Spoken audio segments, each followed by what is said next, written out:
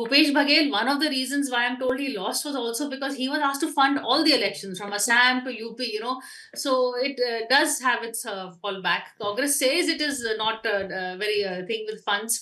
They are going for a fundraising drive through the organization also.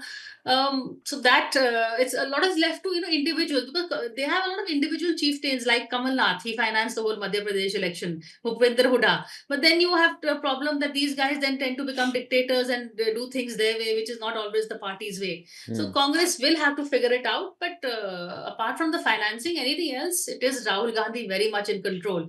I mean, I have people who are, politically speaking, if I may deviate a bit, who are very within the Congress, little disappointed with Kharge, thinking that when Kharge would have come, he was a good, not just a Dalit face, but a leader from the grassroots, someone who would come. So there would be like a two-power center or some, kind of an Ahmed Patel sort of a source.